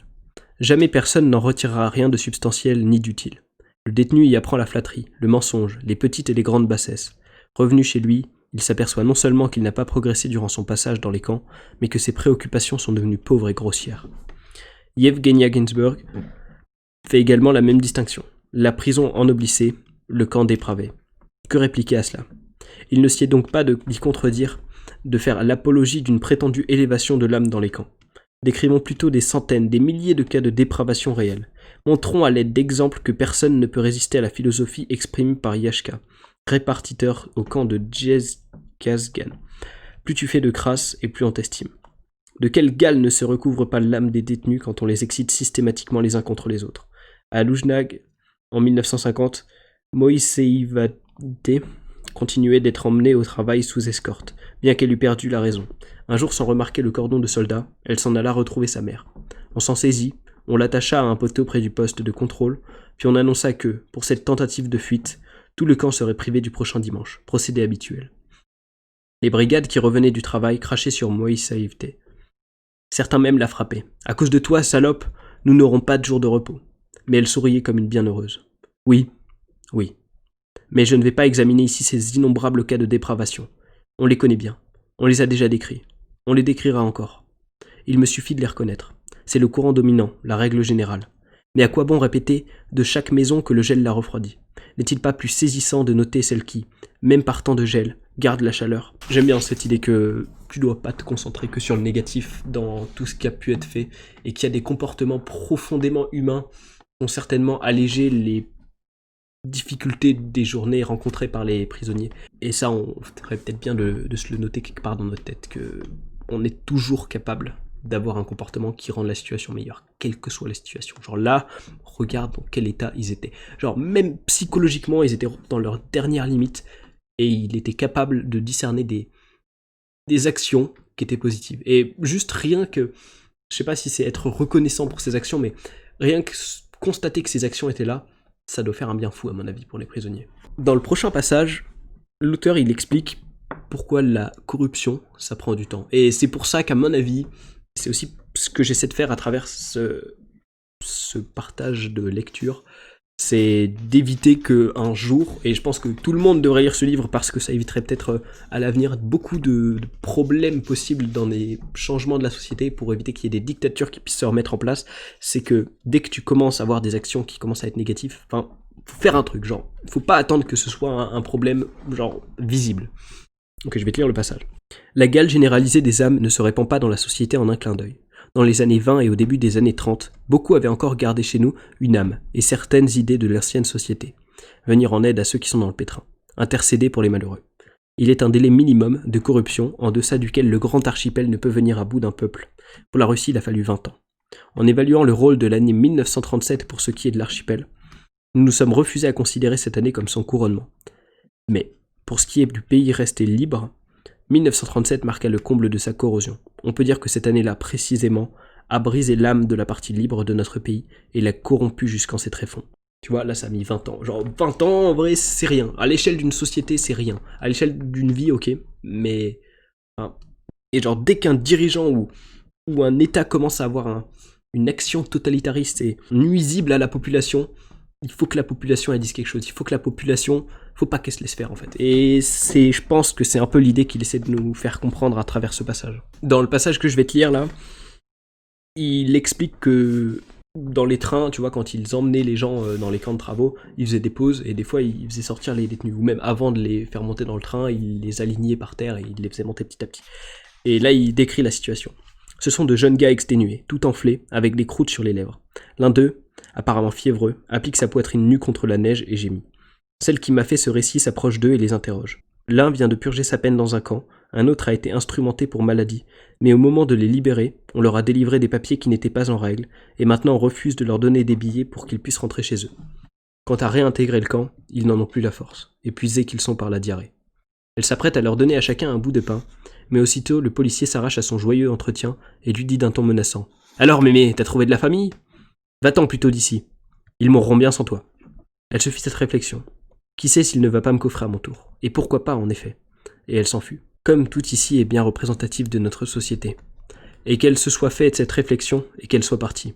Et ce policier impitoyable, et cet impitoyable employé en veste ouatée, et cette caissière qui leur avait refusé les billets de l'infirmière, qui ne les aurait jamais admis à l'hôpital de la ville. Et cet imbécile de Pékin employé au camp qui avait mal rempli les papiers. Cette vie, elle est devenue terrible. Et l'on n'appellera plus le prisonnier comme au temps de Dostoïevski et Tchekhov, mon malheureux, mais bien plutôt charogne. En 1938, les écoliers de Magadan ont jeté des pierres sur une colonne de détenus qui traversait la ville. Récit de Sourotska. Et l'on peut continuer l'énumération. Tu vois comment la société, elle façonnait les gens pour que ils puissent pas se comporter de manière positive. Parce qu'en fait, elle t'embarquait tellement pour rien, leur police, que t'étais obligé d'avoir un comportement négatif. Genre limite même, il y a des gens qui, il en parle dans un autre passage que je t'ai pas lu, les gens ils regardaient pas les prisonniers, parce que si tu les regardes et que la police qui les surveille a un petit doute sur le fait que genre tu compatis, tu peux être coffré, et ta famille avec. Donc, de A à Z, leur société et tout ce qui allait autour encourageait des comportements méchants et aucun comportement positif envers les prisonniers. Et du coup, ça a renforcé en permanence la méchanceté du système. En fait, ce passage, je l'ai choisi parce que je le trouvais assez émouvant. Et on revient sur cette idée qu'il n'y a pas que le mal qui est à montrer, mais aussi les actes profondément humains, et je pense que celui-ci s'y inscrit parfaitement. Une vive jeune fille, à qui on vient de rendre au poste de garde un panier vide qui a servi à un colis, lève la tête, nous aperçoit à la fenêtre, ainsi que nos gestes de salutation, mais ne sourcille point. D'un pas bien séant, elle passe derrière le kiosque à bière, de façon qu'on ne puisse l'apercevoir depuis le poste de garde. Et soudain, brusquement, elle se métamorphose tout entière. Déposant son panier, elle agite encore ses deux bras dressés, et elle sourit. Puis décrivant de rapides boucles avec son doigt, elle nous montre. « Écrivez des billets !» Puis, arc de cercle en envol. « Jetez-les-moi ! Et avec un geste du côté de la ville, « Je les porterai, je les transmettrai !» Enfin les deux bras grands ouverts. « Que puis-je faire encore ? Comment vous aider, ami ?» C'est si sincère, si naturel, si peu semblable à notre liberté muselée, à nos concitoyens frappés d'abrutissement. Que se passe-t-il donc ? Les temps sont arrivés ? Ou bien c'est comme ça au Kazakhstan ? Car la moitié des gens ici sont des relégués. Gentille jeune fille intrépide, comme tu as vite appris à vivre à proximité d'une prison, comme tu l'as bien assimilé. Quel bonheur ! Mais ne sont-ce point des larmes, là, perlant dans le coin de mon œil ? Que vous existiez encore, toi et ceux qui te ressemblent. Nous te saluons bien bas, ô jeune fille anonyme. Ah, si tout notre peuple avait été comme ça, jamais, bon sang, on ne l'aurait coffré. Les maudits trous dentés se seraient enrayés. Le prochain passage, il est très court, mais je voulais juste le mettre parce que ça te montre à quel point, même si pour moi et toi, on commence déjà à s'imprégner un peu de l'univers, du truc à quel point c'était normal, genre c'était vraiment le quotidien. Dans les cabinets des camions faisaient le voyage des lieutenants, des sergents. Dans la nôtre, la femme d'un officier et une fillette d'environ 6 ans. Aux arrêts, la petite fille bondissait dehors, courait dans les herbes des prairies, ramassait des fleurs, criait bien fort des choses à sa maman. Rien ne l'émouvait. Ni les mitraillettes, ni les chiens, ni les têtes si laides des détenus pointant au-dessus des ridelles. Notre terrible monde ne lui assombrissait pas les prairies ni les fleurs. Même par simple curiosité, elle ne jeta pas un seul coup d'œil sur nous. Maintenant, je vais te faire 2 passages de suite qui m'ont l'air à peu près liés et qui constituent l'importance qui est un esprit public. L'opinion publique russe, au début du siècle, sécrétait un air de liberté. Ce n'est pas au moment où se déchaînait le Pétrograd de février que le tsarisme a été vaincu. C'est bien avant. Il était déjà renversé sans retour, du jour où il fut admis dans la littérature russe que mettre en scène un personnage de gendarme ou de sergent de ville, avec la plus mince parcelle de sympathie, était un trait de flagornerie digne des sangs noirs. Du jour où le fait, non seulement de leur serrer la main, non seulement de les connaître, non seulement de leur adresser un signe de tête dans la rue, mais même de les effleurer de sa manche en passant sur le trottoir, sembla déjà une honte. L'opinion publique. J'ignore comment la définissent les sociologues, mais il m'apparaît clairement qu'elle ne peut être constituée qu'à partir des opinions individuelles, s'influençant mutuellement, exprimées librement et de façon totalement indépendante de l'opinion du gouvernement, de celle du parti ou de la voix de la presse. Et tant qu'il n'existera pas dans ce pays d'opinion publique indépendante, rien ne nous garantit que tout cet anéantissement sans cause de nombreux millions d'hommes ne se répétera pas. Il ne recommencera pas n'importe quelle nuit, chaque nuit, cette nuit, tenez, celle qui va suivre la journée d'ailleurs. Deuxième partie. Nos évasions à nous, depuis celle des Solovki à bord d'une frêle nacelle voguant sur la mer ou dans une soute au milieu des rondins, jusqu'aux élans suicidaires, insensés, désespérés, hors des camps staliniens de la dernière époque, plusieurs chapitres leur sont plus loin consacrés, nos évasions ont été des entreprises de géants, mais de géants voués à la mort. Jamais n'avait été dépensé autant d'audace, d'imagination, de force, de volonté pour les évasions d'avant la Révolution. Mais celles-là réussissaient facilement, les nôtres, presque jamais. Si elles ne réussissaient pas, c'est parce que le succès d'une évasion, dans ses dernières étapes, dépend de l'état d'esprit de la population. Or, notre population avait peur d'aider les évadés. Elle allait même jusqu'à les vendre, par intérêt ou idéologie. Par la bouche de Staline, le pays a été appelé, une fois pour toutes, à renoncer à la mansuétude. Or, le dictionnaire d'Hall désigne ainsi la bonté de l'âme, sa faculté d'aimer, la miséricorde, la tendance à vouloir le bien de tous. Voilà à quoi les bolcheviks nous ont invités à renoncer. Et nous avons cessé en toute hâte de vouloir le bien de tous. Chacun s'est contenté désormais de sa propre mangeoire. Quant aux révoltes de détenus, aux révoltes qui soulèvent des 3, 5, 8 000 hommes, l'histoire de nos révolutions n'en a pas connu du tout. Nous en avons connu. Mais, toujours en vertu de la même malédiction, les plus grands efforts et les plus grands sacrifices ont abouti chez nous aux résultats les plus insignifiants. Parce que la société n'était pas prête. Parce que, sans opinion publique, une révolte, même dans un camp immense, ne dispose d'aucune voie d'extension. Et tu piges bien que du coup, si tu contrôles l'opinion publique, les gens peuvent plus rien faire. Enfin, dans une dictature, je veux dire. Et c'est pour ça qu'il faut faire attention à ce que disent les médias, parce que faut pas prendre ça pour une vérité. Malheureusement, j'ai pu constater qu'il y avait beaucoup de gens quand même qui... Les médias traditionnels d'information leur accordaient beaucoup d'importance, et je pense sincèrement que c'est important d'avoir un esprit critique là-dessus, parce que tu vois bien que là, et je pense que tu t'en doutes même, il y a des trucs qui font que des fois c'est pas aussi objectif que ce qu'on pense, et qu'il y a un petit jeu sur nos opinions à nous, et on essaie de les influencer. Et d'ailleurs c'était, et on revient sur les lectures que je fais et que je partage sur Instagram, j'ai lu Trust Me I'm Lying en anglais. Je sais pas si tu peux le trouver en français. Il parle justement de ça, et je pense que je ferai un podcast sur les médias d'information parce que c'est un sujet vraiment très intéressant et sur lequel il faut avoir beaucoup d'esprit critique si on veut. Parce que je pense qu'à mon avis, tu peux contrôler les médias, tu peux faire une révolution, tu peux faire une dictature, genre c'est super puissant. À mon avis, il faudrait que ça ait moins d'importance, genre que nos jugements, enfin qu'on n'accorde pas la vérité à ce qu'ils disent, et que nos jugements ils soient plus personnels et moins biaisés. Et c'est pour ça qu'à mon avis, les médias, les supprimer ce serait pas la solution, mais que la solution elle doit venir de nous. Et c'est un peu ce que j'essaie de faire aussi, et je pense que Solzhenitsyn il essaie de faire ça aussi, de faire comprendre qu'il faut avoir du recul sur ce qu'on nous dit. Et prends ce que je te dis là justement avec du recul, genre peut-être que il faut en avoir plus que ce que je te dis, au moins, j'en sais rien, mais voilà, prends du recul sur tout, que ce soit ici ou ailleurs, tu vois, sur la Terre. Et vraiment, sincèrement, ce podcast n'est pas à but de t'empêcher de lire le livre parce que tu considéreras que tu auras eu toutes les informations. Je te dis genre un quart des informations, même pas. je te hype en fait, je te fais un teaser pour que tu puisses comprendre la valeur de ce livre et que tu puisses te le procurer et le lire. D'ailleurs, je pense que la plupart des bibliothèques l'ont tellement c'est un classique et tellement il a d'importance pour notre société, que ce soit aujourd'hui ou même il y a 10 ou 20 ans. Genre, il est important, il faut le lire, il faut avoir les connaissances qu'il y a dedans. Alors, j'avais prévu de te lire les passages de l'évasion de Tenno, qui est un prisonnier.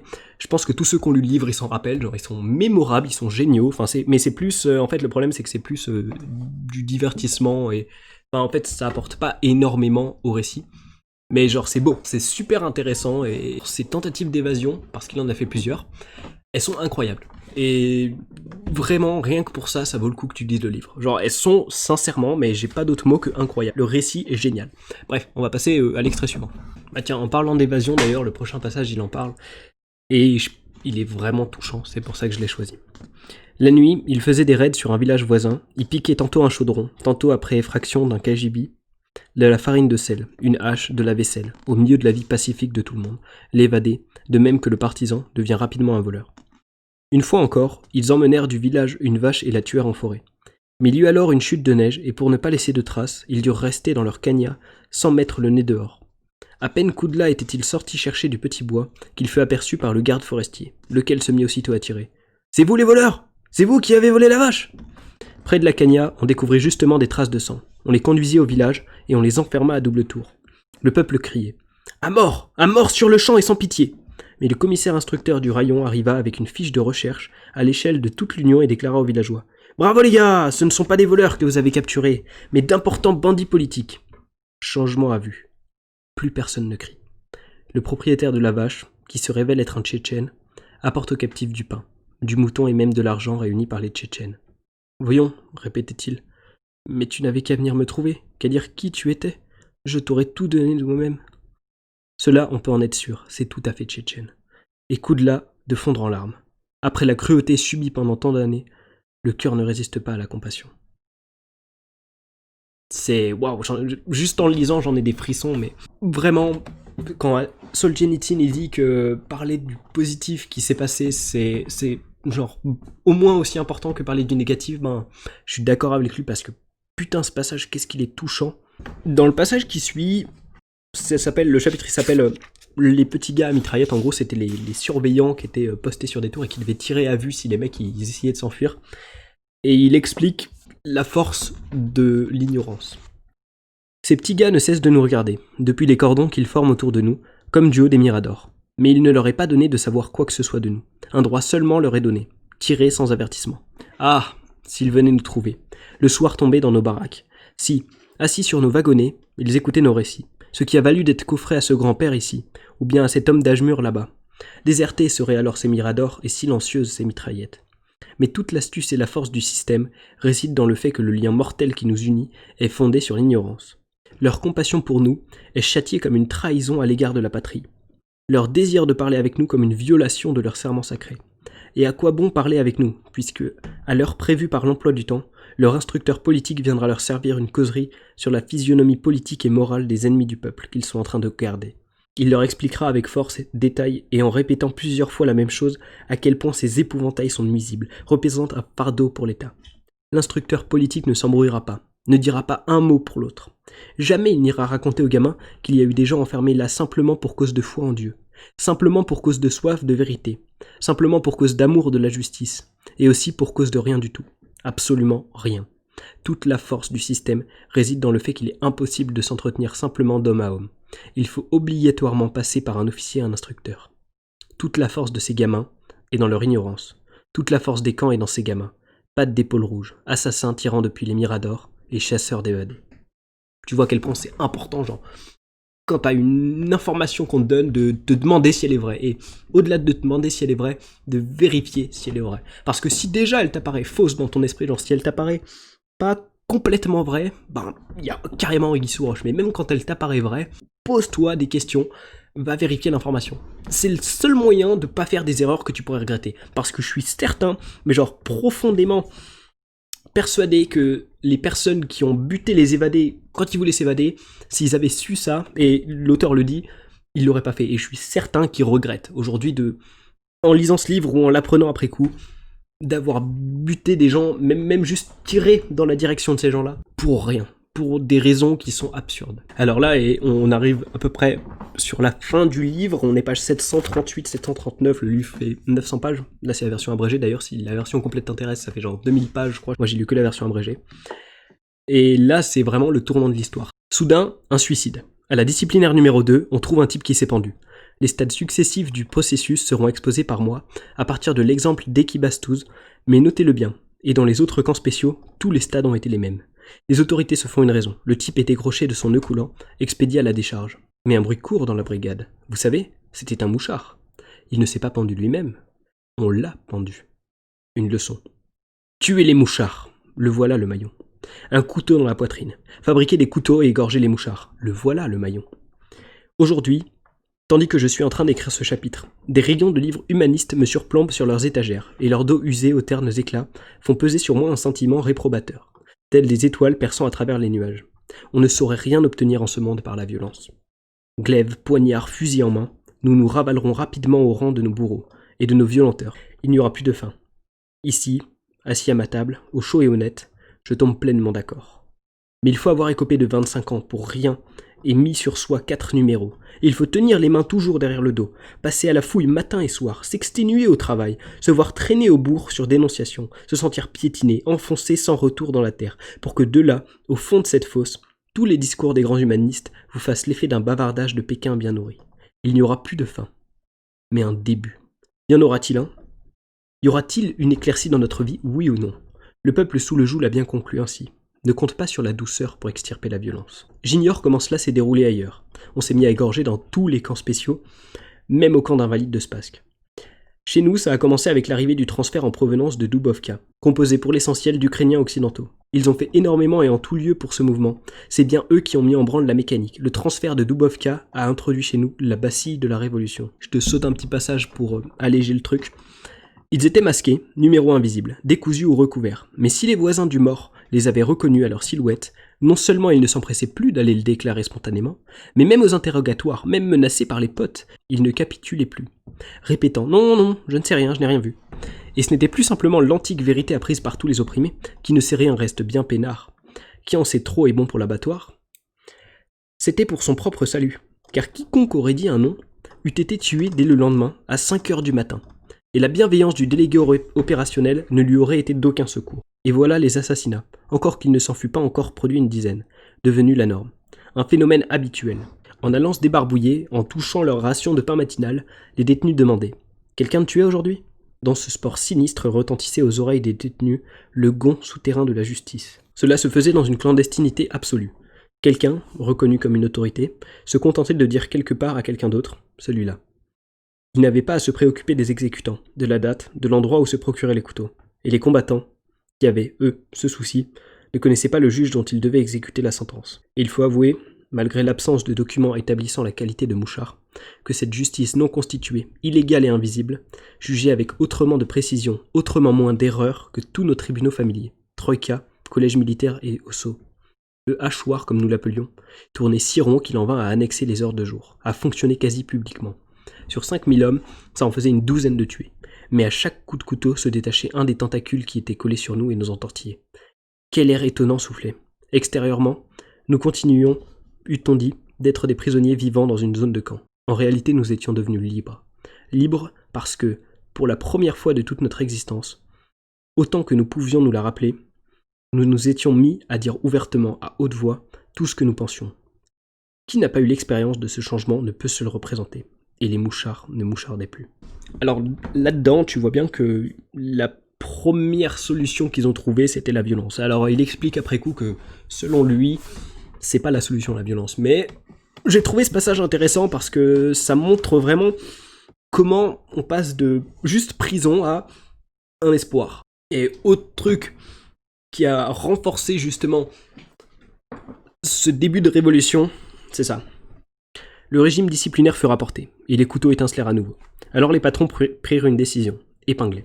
Faute de mouchards, ils ne savaient pas exactement qui il leur fallait, mais ils avaient tout de même quelques soupçons, quelques petites idées, sans compter qu'ils s'étaient peut-être trouvé quelqu'un pour réorganiser en douce la délation. Voilà donc 2 surveillants qui se ramènent dans une baraque, après le travail, une visite de routine quoi.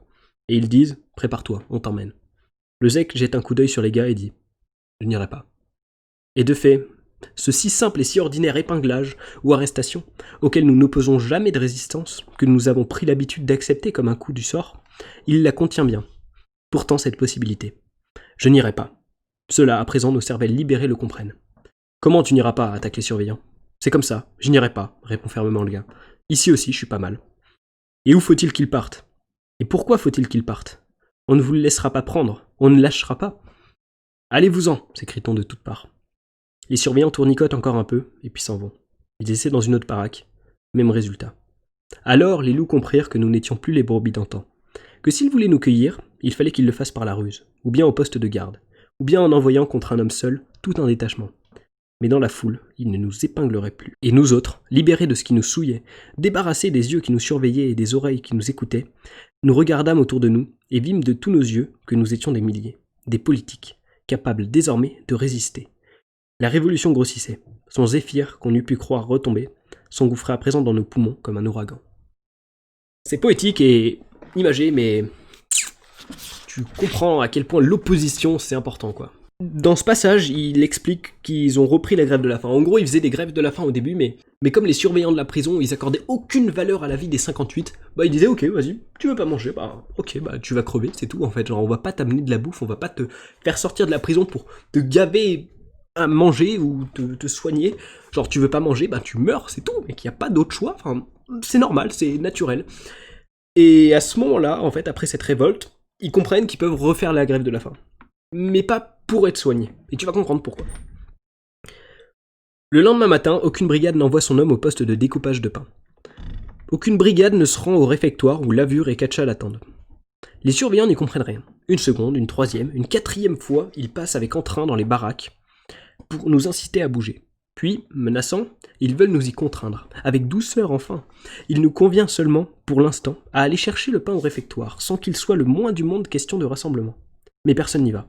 Tous, habillés et chaussés, restent allongés et gardent le silence. C'est seulement aux brigadiers qu'il revient de faire une réponse. Ils marmonnent du chevet de leur couchette. Ça ne donnera rien, chef. Finalement, l'entreprise de persuasion est interrompue. Les baraques sont à nouveau bouclées. Au cours des jours qui viennent, on ne verra sortir des baraques que les responsables pour emporter les tinettes, apporter eau potable et charbon. Seuls les malades hospitalisés à la section sanitaire sont autorisés par la communauté à ne pas jeûner. Et seuls les médecins et aides-soignants à travailler. Plus moyen désormais pour les maîtres de nous voir et de plonger dans nos âmes. Un fossé s'est creusé entre geôliers et esclaves. Ces 3 fois 24 heures de notre vie, aucun participant ne les oubliera jamais. Nous ne voyons pas nos camarades des autres baraques, ni les cadavres qui y gisaient non enterrés. Mais un lien d'acier nous unissait tous, passant à travers toute la zone devenue déserte du camp. Cette grève de la faim est lancée non pas par des hommes bien nourris, ayant des réserves de graisse sous la peau, mais par des êtres décharnés, épuisés, chaque jour depuis de longues années persécutés par la faim, qui ont le plus grand mal à atteindre une espèce d'équilibre de leur corps, à qui il suffit de 100 grammes de moins pour se sentir déjà déstabilisés. Les crevards aussi font grève, exactement comme tous les autres, alors que 3 jours de jeûne peuvent irrévocablement les précipiter dans la mort. Cette nourriture que nous refusons, que nous avons toujours tenue pour misérable, aujourd'hui, dans notre sommeil famélique et surexcité, nous apparaît comme des lacs de satiété. Cette grève est lancée par des hommes éduqués durant des dizaines d'années dans la loi du loup. Aujourd'hui à toi de crever, moi ce sera pour demain. Et les voici régénérés, sortis de leur marais nauséabond, d'accord pour mourir tous aujourd'hui, plutôt que d'avoir à mener la même vie demain encore. Waouh! Tu vois la force du truc, genre la solidarité, le niveau de solidarité qui est. Genre ils sont tous prêts à crever par solidarité pour entrevoir un espoir de changer leur situation. Ils en sont arrivés à ce niveau-là de conscience. Enfin, c'est. Si tu veux, à un moment, les surveillants ils se sont dit, ok, ça commence à se révolter, ça sent pas bon pour nous, on va semer le chaos chez eux. Et ils se sont dit, vas-y, on va leur envoyer des voleurs, des mecs solides, et genre des mecs qui ont aucun état d'âme pour les détruire encore plus. Et tu vas voir ce qui s'est passé. Ainsi donc, les voleurs arrivés à Kengir avaient déjà entendu dire de petites choses et s'attendaient à trouver chez les bagnards un esprit combatif.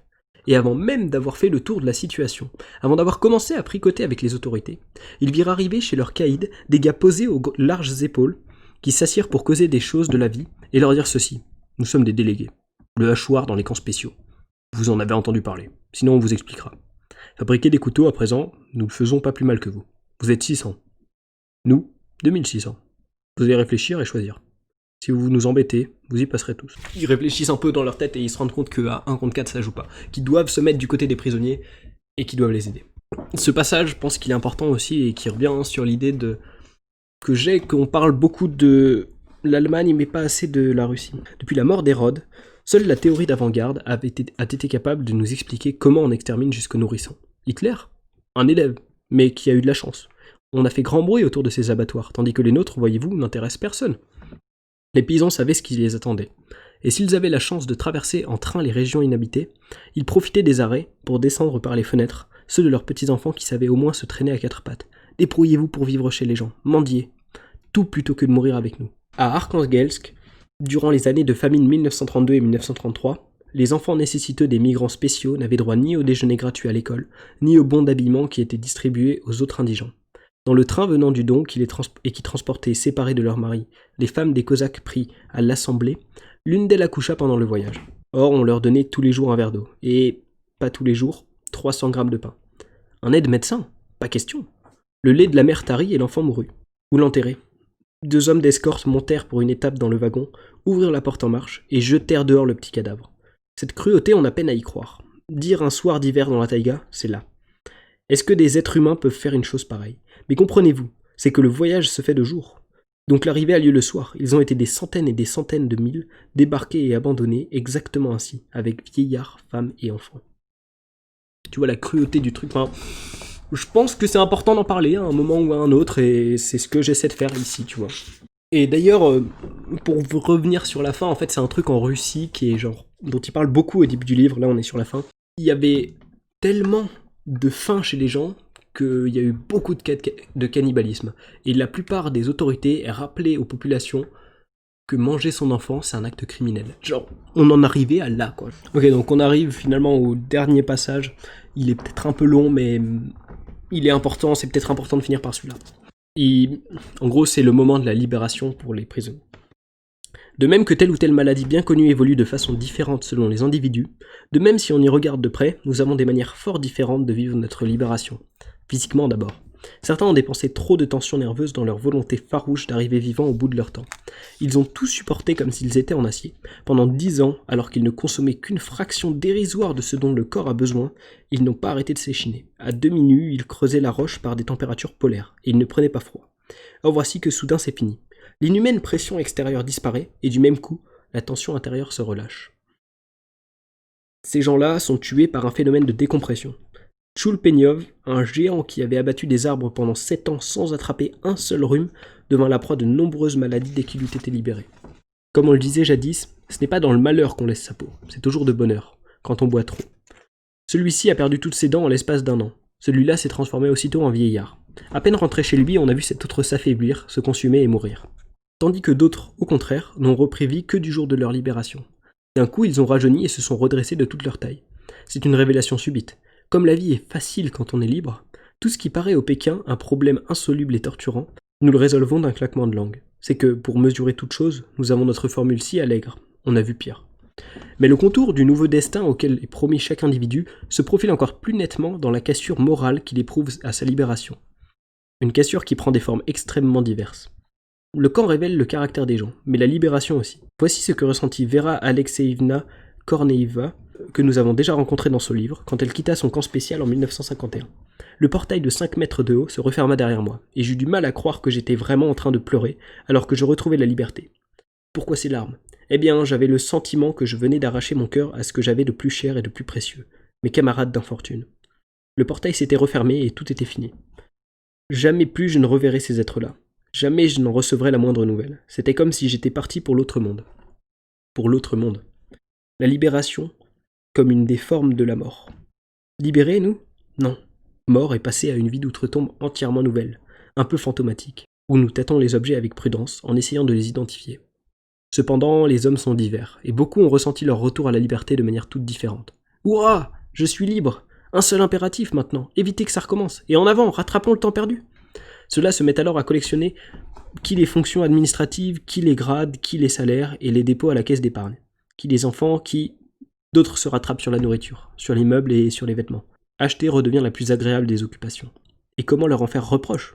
Ils ont été frustrés de tant de choses. On leur a volé un si grand morceau de vie. À ces deux manières différentes de prendre la liberté correspondent deux attitudes différentes à l'égard du passé. Vous avez vécu des années terribles. Vous n'êtes pas, que je sache, un sinistre assassin ni un escroc répugnant. Alors pourquoi chercheriez-vous à oublier la prison et le camp? Pourquoi en auriez-vous honte? Ne vaut-il pas mieux considérer qu'ils vous ont enrichi? N'est-il pas plus juste d'en être fier? Et pourtant ils sont tout aussi nombreux, et pas des faibles, pas des sots, mais des gens dont on n'attendrait absolument pas cela, ils sont tout aussi nombreux à s'efforcer d'oublier. Oubliez au plus vite, oubliez tout, du début jusqu'à la fin. Oubliez tout comme si ça n'avait jamais existé. Oubliez cela comme un cauchemar, oubliez les visions de ce passé maudit. Dit, les poings serrés contre les tempes, Natsenka Vesterovskaya, entrée jadis en prison de façon peu ordinaire, avec une blessure d'arme à feu alors qu'elle s'enfuyait. Pourquoi A.D., ce spécialiste de philologie classique que son travail amène à soupeser en esprit des scènes de l'histoire ancienne, se donne-t-il lui aussi pour consigne de tout oublier? Que pourra-t-il comprendre dans ces conditions à toute l'histoire de l'humanité? Yevgenia Doyarenko, qui me racontait en 1965 comment elle avait été coffrée à la Lubyanka en 1921, avant son mariage, ajouta soudain « Cela je ne l'ai jamais raconté à mon défunt mari. J'ai oublié. » Oublié?